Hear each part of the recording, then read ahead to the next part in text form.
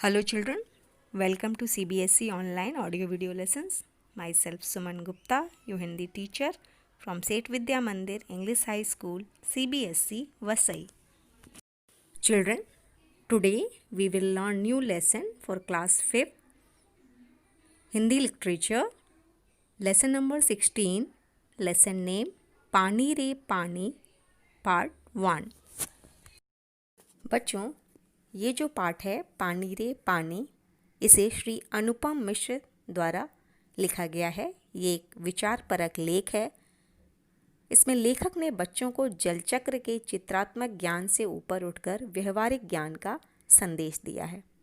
जो पानी हमारे जीवन को सुचारू रूप से चलाने के लिए अत्यधिक आवश्यक है, वही जब कम मिले या ना मिले तो जीवन बहुत कष्टमय हो जाता है. वहीं दूसरी ओर पानी ज़रूरत से ज़्यादा होकर बाढ़ बन जाए तो भी जीवन रुक सा जाता है. अतः यह आवश्यक है कि पानी की हर बूंद का सदुपयोग तो किया ही जाए, साथ ही उसका भविष्य के लिए संरक्षण और बचत भी किया जाए.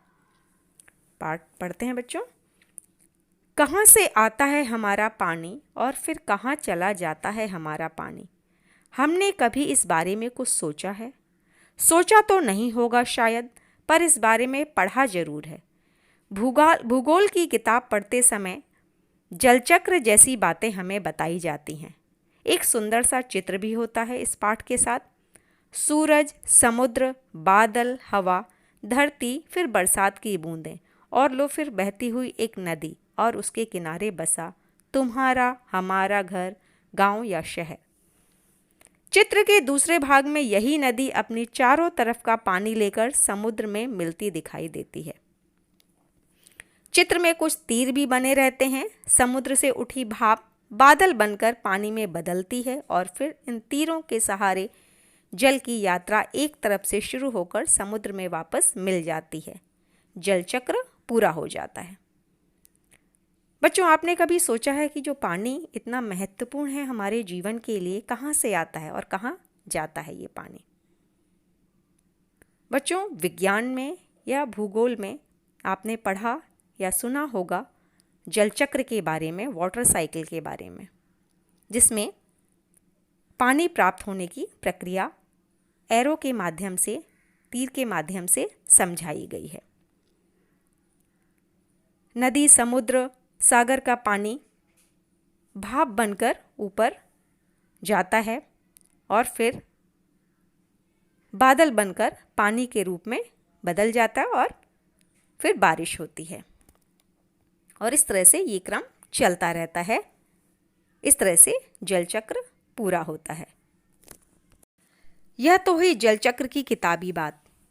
हमने ज्योग्राफी यानी कि भूगोल या साइंस, विज्ञान के पुस्तक में जलचक्र के बारे में जाना. पर अब तो हम सबके घरों में, स्कूल में, माता पिता के दफ्तरों में, कारखानों और खेतों में पानी का कुछ अजीब सा चक्कर सामने आने लगा है.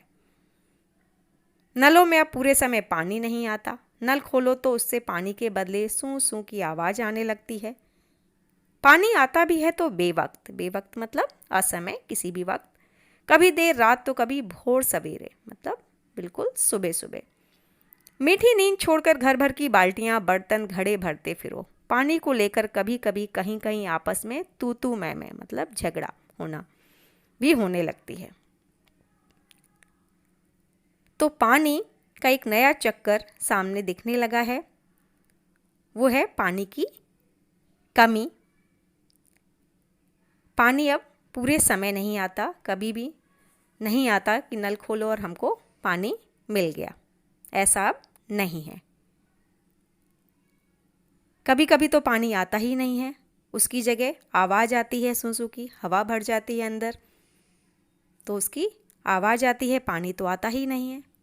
और आता भी है तो किसी भी समय, कभी कभी सुबह सुबह और कभी देर रात को.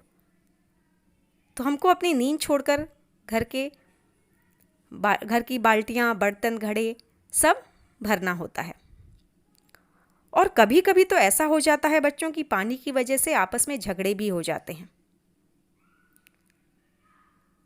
रोज रोज के इन झगड़े टंटों से बचने के लिए कई घरों में लोग नलों के पाइप में मोटर लगवा लेते हैं. इससे कई घरों का पानी खींचकर एक ही घर में आ जाता है। यह तो अपने आसपास का हक छीनने जैसा काम है, लेकिन मजबूरी मानकर इस काम को मोहल्ले के कई लोग एक घर कर बैठे तो फिर कई घर यही करने लगते हैं। बच्चों, लोग क्या करते हैं, अगर पानी की समस्या ज़्यादा हो जाती है तो मोटर लगवा लेते हैं अपने नल के पाइप में। वो क्या करता है, पानी को खींचता है तेज़ी से और उनके घरों में पहुंचाता है। इससे दूसरे जो घर हैं उनका पानी कम हो जाता है, उनके पाइप से कम पानी आता है। और जो मोटर लगवाते हैं वो कहते हैं ये हमारी मजबूरी है, हमारे घर में बहुत कम पानी आता है इसलिए हमको मोटर लगवाना पड़ता है। और फिर एक घर में ऐसा होता है तो बाकी घर भी यही काम करने लगते हैं। ये गलत है। दूसरों का हक मतलब अधिकार, हक मतलब अधिकार। दूसरों का जो अधिकार है पानी पर वो छीनने लगता है। पानी की कमी और बढ़ जाती है। शहरों में अब कई चीज़ों की तरह पानी भी बिकने लगा है।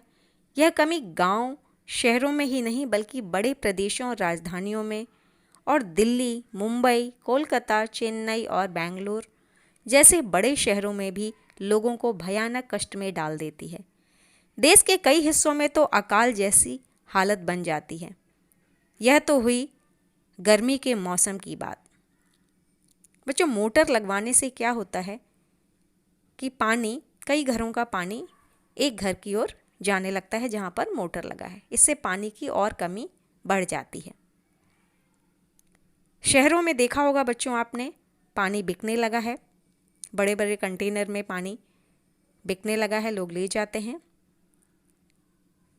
यह कमी सिर्फ गाँव में या शहरों में नहीं है, बड़े बड़े जो प्रदेश हैं, राजधानियां हैं, वहाँ पर भी ये समस्या दिखाई देती है। मुंबई, कोलकाता, चेन्नई, बेंगलोर जैसे जो बड़े शहर हैं बच्चों, वहाँ भी पानी की ये कमी दिखाई देती है। देश के कई हिस्सों में तो अकाल मतलब सूखा पड़ जाना, पानी की बेहद कमी हो जाना जिससे सूखा पड़ जाता है, फसलें नष्ट होने लगती हैं। ऐसी हालत बन जाती है। तो ये गर्मी के मौसम में होता है। गर्मी के मौसम में कभी कभी अकाल जैसी स्थिति आ जाती है, सूखा हो जाता है। पानी के लिए लोगों को बहुत दूर दूर तक जाना पड़ता है, बेहद कमी हो जाती है पानी की। लेकिन बरसात के मौसम में क्या होता है, लो सब तरफ पानी ही बहने लगता है। हमारे तुम्हारे घर, स्कूल, सड़कों, रेल की पटरियों पर पानी भर जाता है। देश के कई भाग बाढ़ में डूब जाते हैं।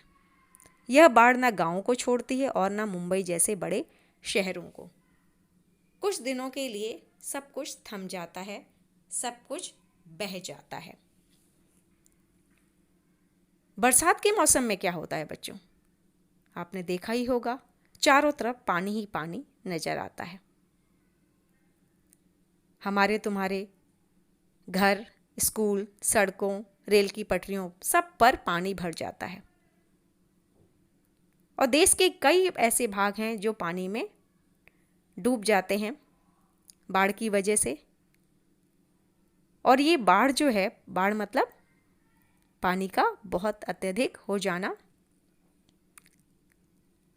तो ये बाढ़ ना गाँव को छोड़ती है और ना ही मुंबई जैसे बड़े शहरों को। सब कुछ रुक जाता है, थम जाता है, हर जगह पानी ही पानी। और पानी में बहुत कुछ बह जाता है, लोगों के घर बर्बाद हो जाते हैं, घर टूट जाते हैं, बहुत परेशानियों का सामना करना पड़ता है। बच्चों, पार्ट का अगला भाग अगले वीडियो में देखेंगे, पार्ट 2 में। आज यहीं तक, धन्यवाद।